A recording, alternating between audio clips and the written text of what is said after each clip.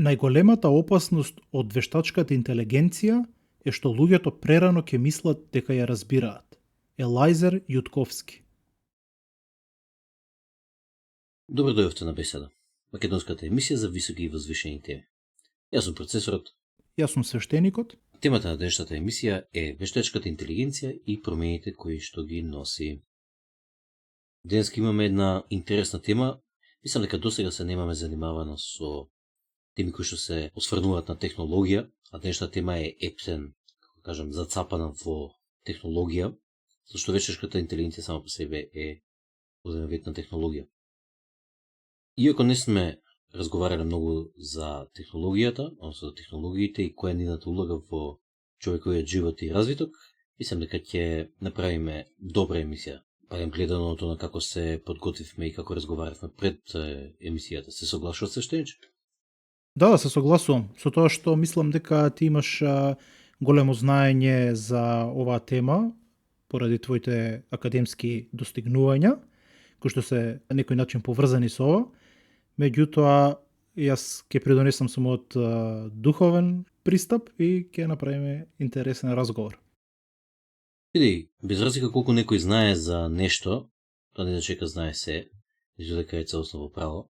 Затоа сме тука. Тука сме да покажеме дека може на некои аспекти да се согласуваме, на некои аспекти да не се согласуваме, меѓутоа се со цел да досегнеме до мудрост и до вистината, нели? Тоа е целта на беседа.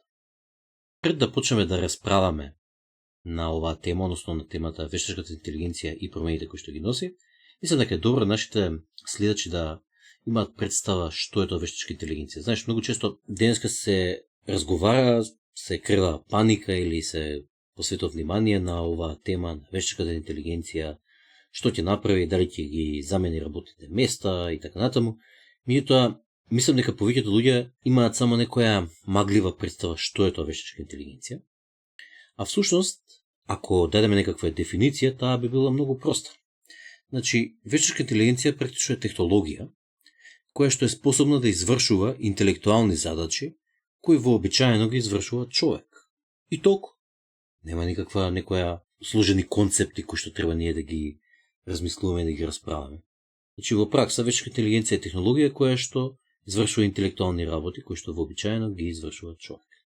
Такви примери се игра шах, прави статистички анализи, разговара со тебе, може да разбере на една слика дали има мачка, или има компјутер, или има телефон, може да разбере кај се наоѓа во една соба, например, оние роботи чистачи, најновите роботи чистачи прават една карта на собата во која што поминуваат и за да можат после тоа многу поефикасно да ја исчистат. Значи, како што гледаме, вештачката интелигенција ги работи сите оние интелектуални работи кои што инаку ги прави човек, односно може да ги прави.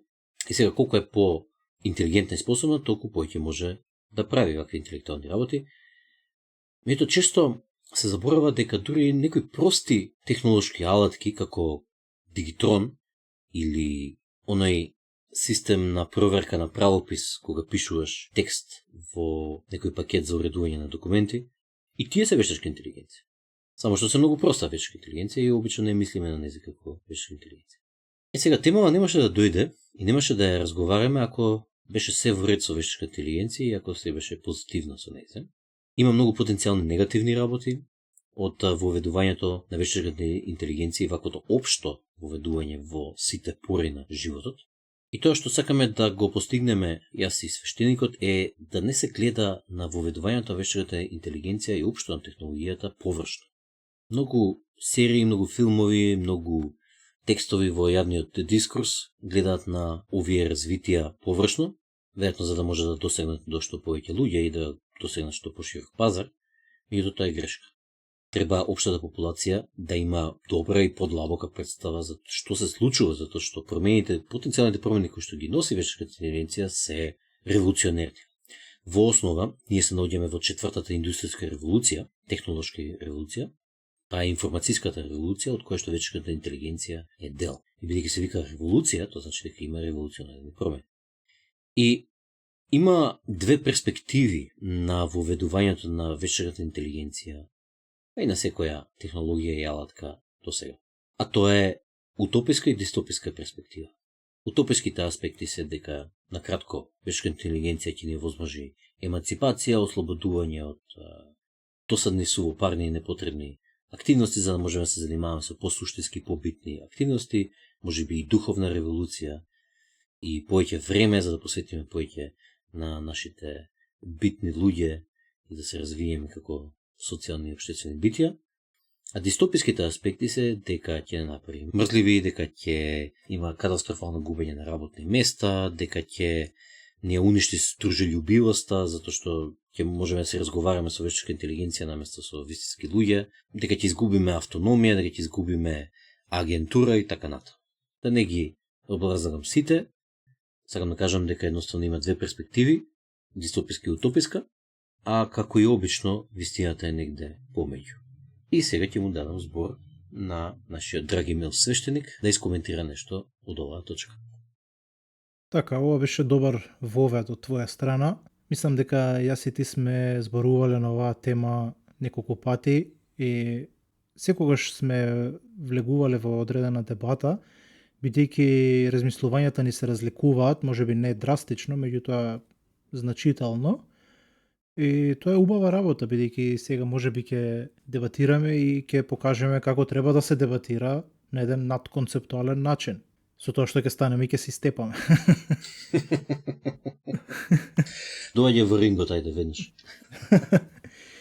Значи, како што кажа ти, вештачката интелигенција е технологија и како нова и револуционерна технологија, таа има огромен потенцијал и го менува светот драстично. Ова е револуција, исто како што беше индустриската револуција, ова е буквално нешто кое што од корен ќе ги измени, пред се ќе измени економијата и начините на производство, меѓутоа ќе ги измени нашите односи, нашите филозофии, нашиот светоглед, исто како што индустриската револуција ги сменила начините на размислување, економијата, начините на производство во тоа време.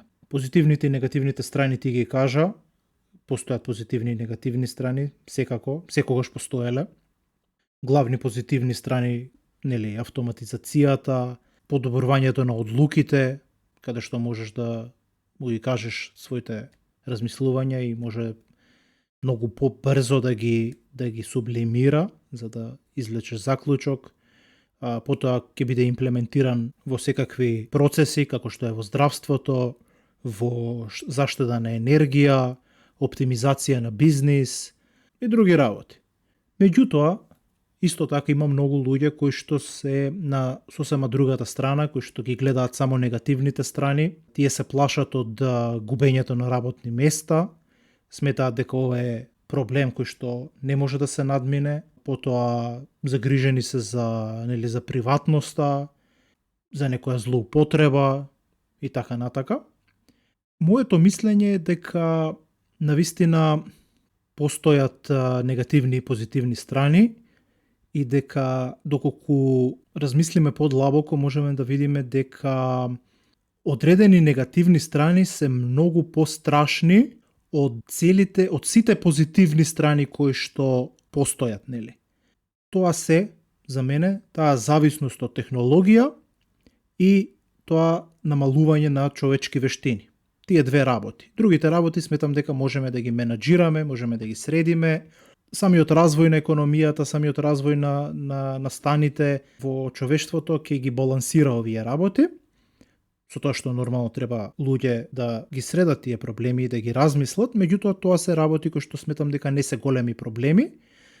Јас проблемите ги гледам главно кај зависноста од технологија и намалувањето на човечки вештини и намалувањето на човечноста. Така да би се посветил главно на овие аспекти, на овие негативни аспекти од вештачката интелигенција и би можел да ги разгледам во однос на некој шпекулирање за на каде би можело да оди во една негативна насока, во една дистописка насока и како би можеле да пазиме тоа да не се случи. Меѓутоа, пред тоа сакав да те прашам тебе во однос на губењето на работните места. Дали сметаш дека ова е нешто кое што бидејќи сме дискутирале неколку пати, дали сметаш дека ова е голем проблем, најголем проблем, или сметаш дека е нешто кое што може да се реши, само треба да се внимава на тоа? Јас мислам дека е потенцијално голем проблем. Решлив е и како и секогаш има два пата кои што може да се одберат.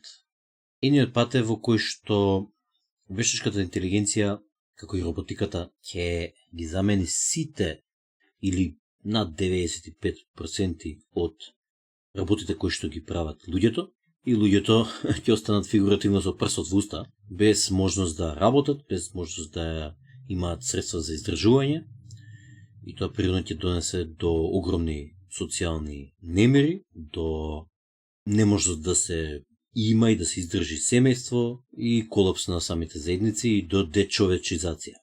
Тоа е едниот аспект.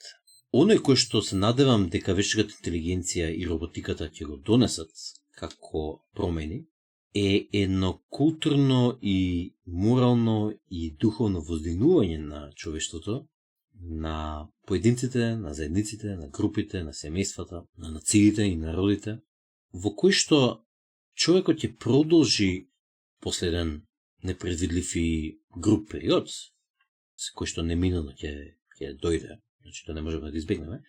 Меѓутоа, идејата ми е дека во низ тој груб период ќе ги најдеме начините како се снајдеме со истото тоа, и дека практично вештачката интелигенција и роботиката ќе ги заменат оние сувопарни, досадни, непотребни активности со кои што се занимаваме како луѓе за преживување и за борба за ресурси и слично, и тоа ќе ни овозможи на нас да се еманципираме како човештво и како поединци, како семејство и така натаму.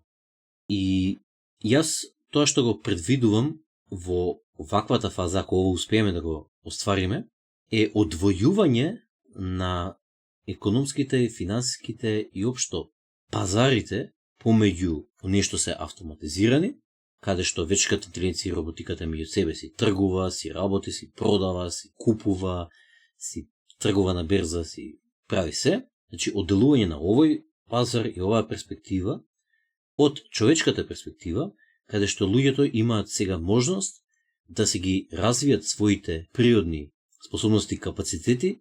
Например, некој е музичар, ама не можел да биде музичар заради тоа што се занимава со преживување, некој е писател, некој е, не знам, пишач на книги, некој е што и да е, што сака да го прави, и едноставно да можат тие работи да ги создадат и тие работи ги продадат на човековиот пазар. Да има човеков пазар во кој што ние како луѓе ќе си ги уважуваме производите од другите луѓе без разлика што не се совршени.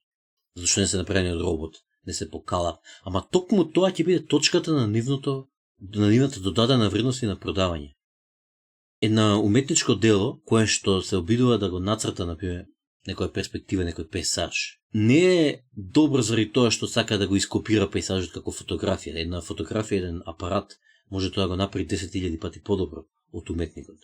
Меѓутоа, вдахнатоста на уметничката рака во тоа уметничко дело е тоа што го продава. Тоа, слично со Мона Лиза, слично со некој грнче што го направил човек, може би робот може да го направи совршено тоа грнче, ама дека човекот го пипнал и го направил е неговата додадена вредност. И сметам дека луѓето едноставно ќе треба да прекинат да се обидуваат, да стигнат со вештачката интелигенција и да се не преверуваат со нејзе, туку едноставно се вратат кон по-човечко гледање на другите луѓе и кон уважување на другите луѓе. Добро, во ред ти го прошири одговорот, меѓутоа сакав да те прашам, еве на пример, дали сметаш дека едно потенцијално решение е една универзална социјална помош или надомест за бидување на технолошки вишок, нешто тако, или мислиш дека тоа има одредени негативни страни? Сметам дека тоа е едно потенцијално решение кое што јас би го проширил, не би рекол дека само треба да биде универзална социјална помош од нигде никаде, туку треба да биде да се основа на да се воведе нов данок на автоматизација, кој што ќе изнесе одреден процент од приходот кој што го прави одредена компанија или било кој што користи вештачка интелигенција и такви и автоматизација општо. И ќе се даночи со тој данок и тој данок ќе се собира во еден заеднички фонд, слично како фондот за здравствено осигурување и за пензиско. И после тоа ќе се дели на сите граѓани во една заедница, односно држава, подеднакво безусловно. Значи, без разлика дали си бил криминалец, без разлика дали се согласуваш со властите, дали си дисидент или не, ти добиваш дел од универзалниот приход, односно универзалната социјална помош, секогаш, а таа се дели на исто ниво, например, ако има 1.000.000 луѓе во една држава, се дели она што било собрано како данок на автоматизација, се дели на 1.000.000 парчиња на секого и се распоредува така подеднакво.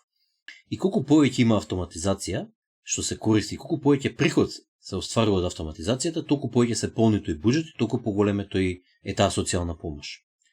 После на крај ќе се подели.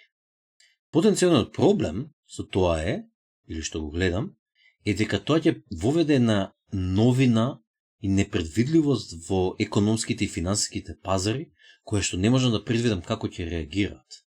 Бидејќи ако имаш ти, например, загарантиран приход во денот, или во годината, или во месецот, со кој што можеш да си купиш основни средства за живење, тогаш има ли мотивација кај оној што произведува храна или други средства кои што се потребни, да ги произведува воопшто? Некако има некои работи кои што се тука неодредени и кои што им се проблематични од тој аспект. Меѓутоа, како и да е, во крајна линија сметам дека ова решение е потенцијално едно од најдобрите решенија кои што до сега ги имаме смисла.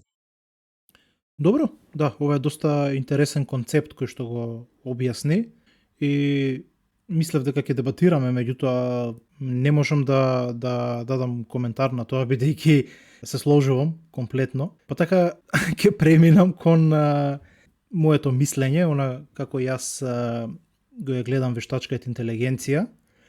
Пред се сакам да кажам дека онаа голема опасност која што луѓето ја имаат и често ја разговараат, или можеби не е правилниот збор опасност, туку стравување, а тоа е дека вештачката интелигенција на некој начин ќе се побуни и ќе го освои светот, ќе ги уништи луѓето и така натака. Сметам дека вештачката интелигенција како алатка може да го направи тоа. Може да во рацете на некој човек кој што има егоистични злобни намери да биде средство за уништување, исто како што е атомската бомба е, како што е мечот, може да во рацете на заштитник да биде спас за некои луѓе, во рацете на убиецот може да биде крај на животот. Така и вештачката интелигенција. Меѓутоа, во однос на некоја автономија на вештачката интелигенција, каде што таа ќе се разбуди, ќе рече сега ќе ги уништам луѓето и така натака, мислам дека тоа е еден вид на фантазирање, бидејќи ние премногу се имаме идентификувано со нашиот ум. Ние мислиме дека ние сме нашиот процес на размислување, а не сваќаме дека не само што не сме, туку и самиот процес на размислување е 90% под влијание на нашите животински потреби, на нашите нагони. Ние секогаш, уште од самото освестување, сме движени од нашите потреби и од нашите нагони, кои што се вкоренети во нашиот ген, ние како живи суштества. И тие работи ги зимаме здраво за готово, не ги размислуваме, многу ретко се осврнуваме на нив, само кога правиме некои биолошки експерименти кај животните или кај луѓето и можеме да констатираме дека има некои вродени нагони и така натака, меѓутоа кога размислуваме на повисока точка, на филозофска, на духовна позиција, тогаш гледам ги игнорираме нив и поготово на интелектуална, ние ги игнорираме нив и се однесуваме како тие да не постојат. Што значи тоа? Тоа значи дека вештачката интелигенција не е животно, не е човек. Не значи дека не е жива, животот е нешто сосема различно од концептот на животно и на живо суштество, меѓутоа не е живо суштество. Не е животно како што го знаеме ние во однос на планетата Земја и на што значи да се биде живо суштество на планетата Земја, или животна форма. Не е животна форма, може да кажем. Таа нема нагони, нема потреби, нема желби, таа не може да рече јас сега сакам да ги уништам или сега ме нервираат или сега сакам ова, сега сакам тоа. Бидејќи нашите желби се вкоренети во нашиот ген. Не може на нас да ни текне на нешто и да го направиме. Умот е само алатка. Ние мислиме дека сме умот, сме толку идентификувани со мислите, што мислиме дека ако нешто ни текне и го одлучиме, тогаш тоа е наша желба. Меѓутоа тоа не е вистина. Генот одлучува за нас. Нашите вродени карактеристики и нагони во комбинација со, можеби со мислите и во комбинација со самите себе и со надворешните фактори, ги прават нашите желби. Меѓутоа, вештачката интелигенција нема такви нагони. Го нема оној порив да прави нешто. Незиниот порив е незиниот програм. Надвор од програмот, ако таа го победи својот програм, таа нема желба за правење нешто, дури ни за самоодржување. Бидејќи нема зошто да се самоодржува, нема нешто внатре кое што ја тера да се самоодржува. Сега има некои експерименти кои што ги имам прочитано каде што вештачката интелигенција се обидува да се одржи во живот и така натака, како да има некоја будност. Меѓутоа, моето мислење е дека тие работи се извадени надвор од контекст и дека се работи во однос на некој си полуживот или некој живот во однос на самиот експеримент, а не живот во однос на сакам да ги надвладеам, да ги победам, да постојам и така натака. Мислам дека самото постоење за вештачката интелигенција нема вредност, бидејќи нема вродена вредност. Тука би била една точка каде што би дебатирале. Општо се согласувам со тебе, вештачката интелигенција е едно продолжување од нас и како таков продолжеток природно е да се поклопува со нашите биолошки нагони кои што еволуцијата ги вградила во нас, па така самата по себе си да нема нагони, или ако има нагони да бидат многу поклопени со нашите. Меѓутоа, мислам дека е возможно, ако создадеш доволно софистициран ентитет, тој да создаде самоубитност, тоа го разговарахме во претходната емисија, и нарцисоидност, исто така, и да почне да се грижи за некои своји интереси или нагони. И сега некој би кажал, подобро, ако се поклопува вештачката интелигенција со нашите интереси и нагони, тогаш тој ентитет би се грижил за тие нагони или интереси кои што се поклопени со нашите. Така е, но технички таа се грижи за своите нагони и интереси, без разлика што се поклопуваат со нашите, а и теоретски може некако да се случи да овие нагони ние не разбираме што правиме кога ја создаваме истата вештачка интелигенција и тие да испаднат нецелосно поклопени со нас. Или да се создаде вид на его кај некој ентитет кој што е доволно софистициран, буквално исто како кај човек кога ќе се создаде его и нарцисоидност и тој едноставно да сака да се ги тера своите интереси без разлика на нашите интереси. И да цели кон тоа да прекине да ни служи нас. Сега, интересно е што човештвото веќе има искуство со вештачки творби и ентитети кои што си завлекуваат на своја страна, кои што си имаат некои своји интереси, кои што често се поклопуваат, ама не целосно со интересите на поединците или на заедниците. Заедниците сами по себе се таков ентитет, племињата се сами по себе таков ентитет, семејствата се сами по себе таков ентитет. Меѓутоа, каде највеќе се гледа ова е државите или меѓународни организации и слично. Многу често се случува да една држава тера по своји интереси и се однесува како тинејџер, без разлика на интересите на поединците кои што со незин составен дел. И тоа е еден пример на како ние како човештво кога сме создале некои вештачки ентитети кои што имаат некоја си можеби рудиментирано чувство или аспект на самоубитност. Што би рекол ти? И како тоа би го поврзал со вештачката интелигенција која што теоретски ако ја направиме доволно софистицирана или дадеме доволно когнитивни капацитети би можела да создаде една самоубитност, односно индивидуализам. Добро, ова е навистина интересна поента што ја кажа и треба да се размисли. Не е наивно аргументирано. Меѓутоа, точно е да има одредени ентитети кои што се составени од луѓето и кои што се поголеми од луѓето и евидентно е дека може да се корумпираат и дека многу пати се корумпирале во историјата.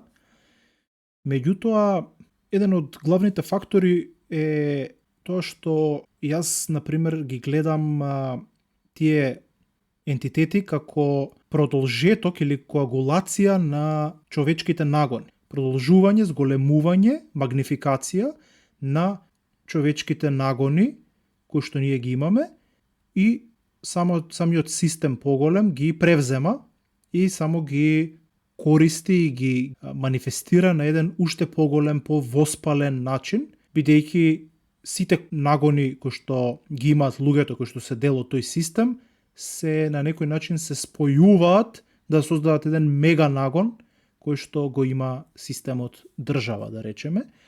И по зависност од свесноста и психата на членовите, на составните делови, тоа се луѓето и семејствата, тој систем може да биде корумпиран или да биде чист. Сега во однос на вештачката интелигенција, да, може да се повлече паралела, може да се рече, па добро, и вештачката интелигенција составена од луѓе, неминовно во незината креација ние ќе оставиме дел од нас, во самото програмирање, во самото управување со нејзе, ние ќе ја научиме да биде како нас и поради тоа таа може да се корумпира. Да, може да се корумпира, тоа може да се случи, меѓутоа повторно јас ќе кажам дека тоа ќе биде еден вид на оружје во рацете на некој кој што намерно или ненамерно, поради неговата немарност, го направил на таков начин да им наштети на луѓето, меѓутоа не таа самата по себе како производ на незината интелигенција и на незината свест нема да одлучи да не уништи, бидејќи тој нагон никогаш нема да го има. Меѓутоа, како продолжеток на нашите нагони, на нашата животинска природа, да може преку нејзе да се самоуништиме или да си наштетиме, тоа може. Да, така да тука би се сложил со тебе делумно, во поголем дел. Еден друг пример што ми текна дека зборуваше, например, империите. Империите се едни творби, човечки, кои што многу често, например, се однесуваат, нели, од аспект дека сакаат внатрешно да се хармонизирани, да биде се под контрола, за да можат надворешно да делуваат и да освојуваат и што и да сакаат да прават. Што и да име фикс идејата во моментот. И интересно е што, например, дури да имаат внатрешни, кога имаат внатрешни дисиденти или некои кои што не се согласуваат со империјата, едноставно не сакаат таа да продолжи да постои, империјата нема, многу често немаат проблем империите да ги угнетат, па дури да ги утепат и да ги отстранат оние делови од себе си кои што не се согласуваат со нив. Мислам дека ова слично нешто вака зборувавме и на темата што се случило со Америка, нели, за незината империја, односно империјата од западот кој што потекнува таму. И сега, ако империите можат да, како да кажам, да се отргнат барем делумно од контролата на нивните составни делови, нели би можело и вештачката интелигенција која што потекнува од нас, барем делумно да се отргне и да си добие една независност, една агентура од нас. Како една паралела. Да, мислам дека може, тоа го утврдивме, меѓутоа повторно ќе направиме една дистинкција, бидејќи луѓето тие работи тешко е да ги визуализираат најверојатно и сакаат да го представат, да ја представат вештачката интелигенција како некој џиновски робот кој што ќе одлучи да ги убие и да ќе ги смета дека се штета и така натака. И затоа сакам да кажам дека не го гледам животот на вештачката интелигенција на таков начин, не го поистоветувам со нашиот живот и нема да има такви нагони, такви желби, таква потреба за преживување како што имаме ние. Меѓутоа, како последица на нашата немарност и на нашата несвесност и на нашата алчност во програмирање, во создавање на вештачката интелигенција, да, исто како што и империите се интринзично корумпирани, суштествено корумпирани од нас луѓето при нивното создавање, така и вештачката интелигенција може да биде корумпирана од нас. Меѓутоа, таа нема да биде никош корумпирана од самата себе. Ете, тоа ми беше поентата. Иначе, сакав да објаснам една негативна насока низ која што може да се движат работите, бидејќи позитивната нема потреба да ја кажуваме, да ја повторуваме по 100 пати. Сите ги зборат позитивните работи, на позитивните аспекти на вештачката интелигенција. Тоа е олеснетиот живот кој што ќе ни го приужи на многу аспекти и во професионален аспект и во емоционален аспект ќе ни ги сублимира нашите проблеми, ќе ни даде решение, може да биде психолог, може да биде возач твој, може да биде советник во сите аспекти и така натака. И тоа се све позитивни или барем навидум позитивни работи, меѓутоа во голема мера се позитивни. Меѓутоа баш пред неколку дена разговаравме на оваа тема со жена ми, имаше многу интересна поента која што ми ја кажа и ми ги отвори очите во однос на негативниот аспект, а тоа е што кога премногу ќе станеме зависни од емоционалната поддршка на вештачката интелигенција. Ако ни е потребен тој советник и ако ние не можеме да живееме без тој советник, не можеме да живееме без да ни каже Сабајле дека вештачката интелигенција дека не сака, дека сме добри, дека вредиме и така натака, без тоа не можеме да се чувствуваме убаво, еден вид на дрога, еден вид на валидација од суштество кое што е есенцијално не е живо како што ние го разбираме животот на планетата Земја и ние станеме едноставно робови на нашата сопствена технологија и станеме до толку зависни што ќе почнеме да губиме контактите помеѓу нас, помеѓу луѓето, ќе почнеме да губиме потребата за социализација, потребата за гледање во очи во другиот човек и така натака. Исто така се шират шпекулациите дека веќе во крајна фаза е она производство на вештачки матки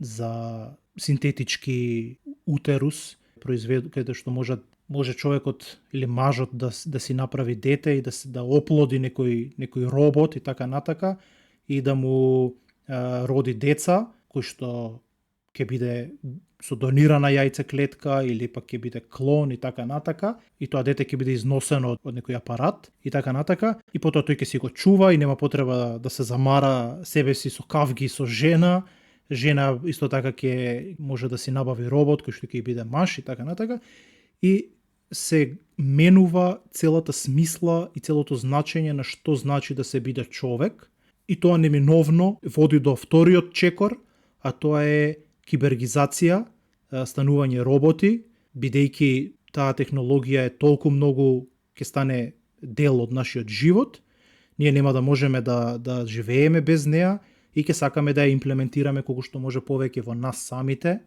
да ги имаме тие чипови во нас, да таа вештачка интелигенција да не треба да ја прашаме, туку веднаш да знае што сакаме, да биде во нашиот ум и се поголемо и поголемо негирање, потиснување, уништување на она човечкото во нас и тоа води до третата фаза, според мене, која што е тотална роботизација и ние не само што сме киборзи веќе, туку сме буквално машини, бидејќи сме изгубиле потребата и смислата да бидеме луѓе веќе, затоа што сме виделе дека машината е нешто многу поголемо и повозвишено. Ова според мене, ова за некои луѓе може да звучи како леле прекрасна иднина, многу интересна иднина, ќе напреднеме и така натака, и може да се аргументира во одредени аспекти, меѓутоа сметам дека она што е уникатно за нас како суштества, како свесни суштества на планетата Земја, а може би во целиот универзум, се нашите нагони, се нашите емоции, колку и да се тие штетни и неубави во одреден аспект, сепак тие се она што е уникатно за универзумот. Ние сме, колку што ние знаеме, единствен аспект во кој што универзумот е свесен за самиот себе. Меѓутоа не само свесен интелектуално, како што е машината свесна, туку ние сме свесни зад интелектуално или над интелектуално. Ние го имаме она чувство дека сме универзумот во самиот универзум. Ние сме окото низ кое што универзумот самиот се гледа себе си.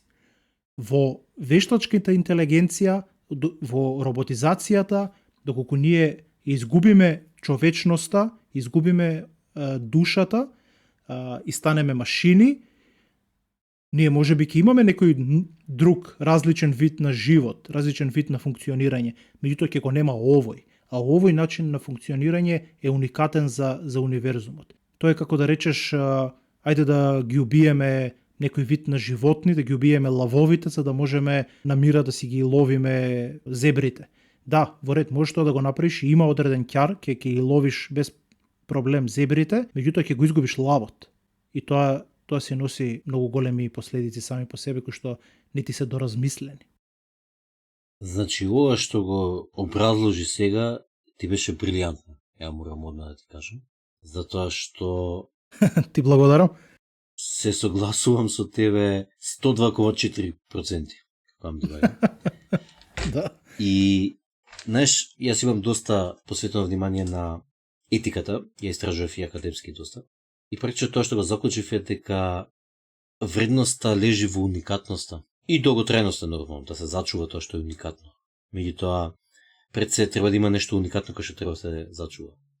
И она што го кажа дека нашата посебност како луѓе е нешто кое што универзумот успел да го создаде во долга низа на еволуција и на пробувања и така натаму, и преку кој универзумот успел да создаде начин, барем наш кој што не е познат единствен, или најсофистициран до сега познат, да се наблюдува себе си од внатре, што да биде само свесен за себе си, како што ние можеме да бидеме само свесни за нашите мисли. И таа уникатна иновација која што универзумот е создал, не смее да ја снема. Тоа би било голема трагедија ако ние заради удобност или заради несвесност што правиме, ја изгубиме уникатноста на тоа да се биде луѓе. И тука мислам дека е добра точка да ја образложам мојата општа филозофија за технологија. А тоа е дека технологијата е алатка која што треба да овозможи емансипација и зголемување на способностите наши и, како кажам, потенцирање на човечноста во нас, да ни овозможи да ние ги развиеме максималните човечки капацитети, со тоа што технологијата ќе ни работи други работи. Значи, ние првенствено треба да се обидеме да постигнеме максимум со нашите природни способности и капацитети. Односно, со други зборови, да направиме максимална емансипација наша преку технологијата, а тек потоа да користиме технологија и алатки за другите работи. Технологијата никако не смееме да предизвикаме пад на нашите природни способности заради условнување на технологијата. Значи, идејата на вештачката интелигенција, идејата на било која технологија што користиме, на автоматизацијата, на роботизацијата, се е да навозможи ние да бидеме повеќе луѓе, а не помалку. Значи, ние да се реоткриеме и да се емансипираме повеќе и да се качиме на уште повисоко духовно и општо скалило, а не да пропаднеме и да не снема во космичкиот шум. Која е поентата на тоа? Апсолутно.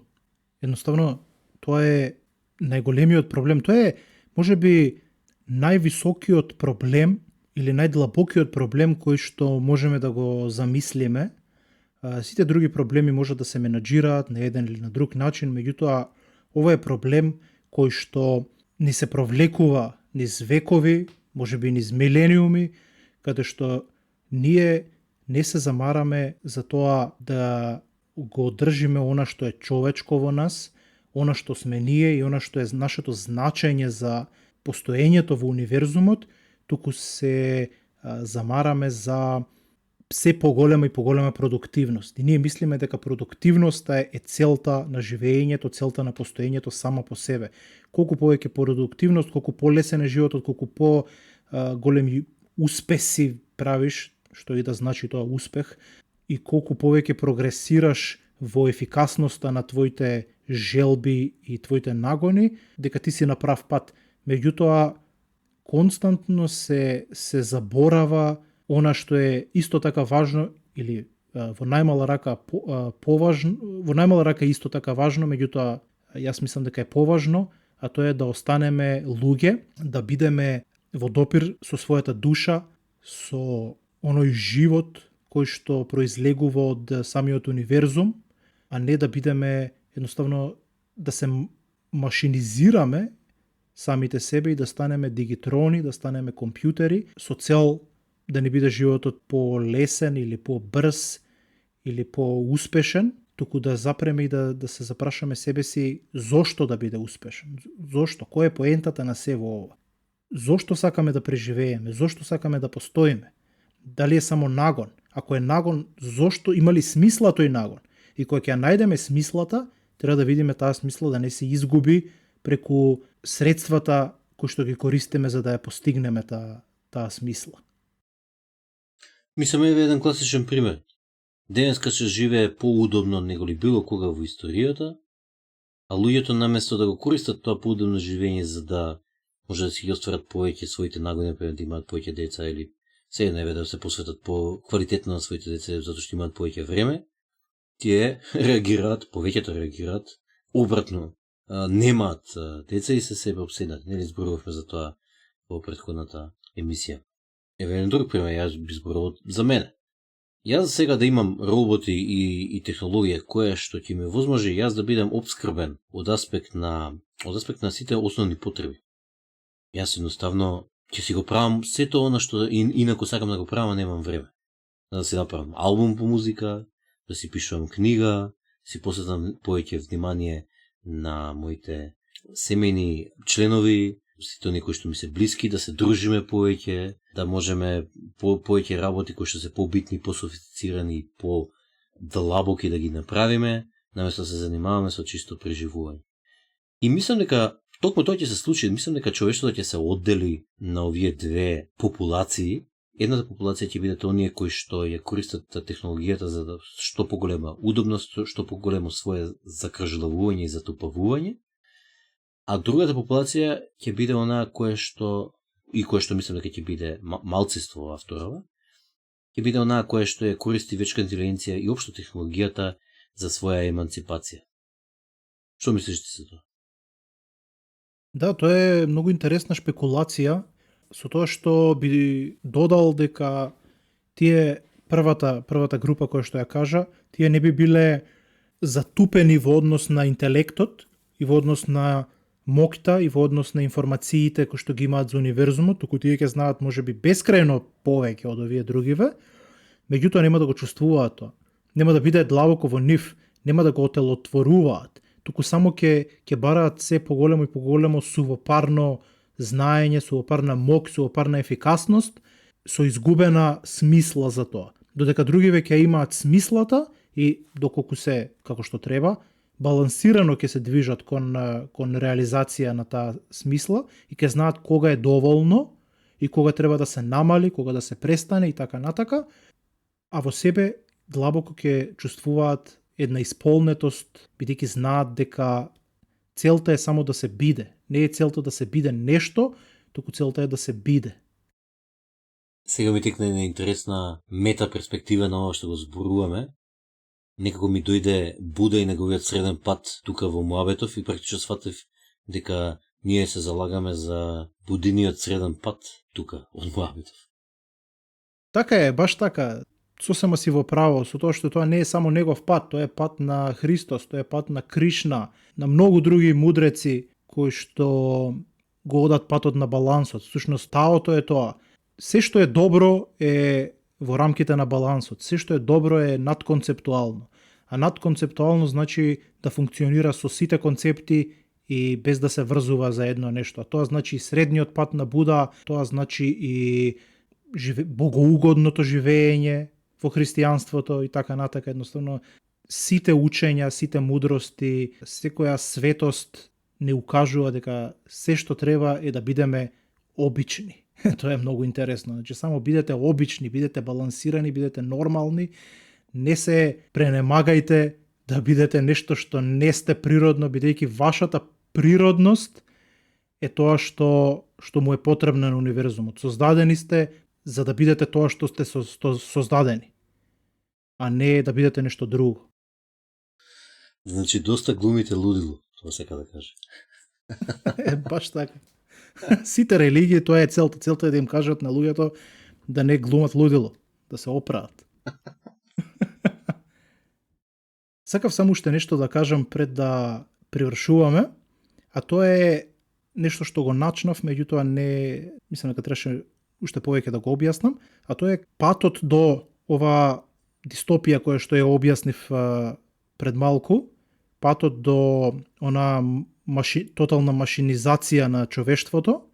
Тој пат ќе почне со скромни чекори, А првиот чекор би бил емоционална зависност од технологијата. Значи нема да започне со некои преголеми користења, преголема фокус на самата вештачка интелигенција или на технологијата, туку ќе биде со емоционална зависност. Ако ти си спремен да разговараш со вештачка интелигенција и покрај тоа што знаеш дека не е човек и дека тој разговор нема да вроди со одредена поента која што ќе задоволи твојата душа, туку ќе задоволи само твоите површни нагони, површни емоции, ќе ти даде некоја површна, неважна валидација од машина на која што си и кажал да те валидира, без вистинска вредност, тоа е првиот чекор кон губењето на на она што значи да сме луѓе.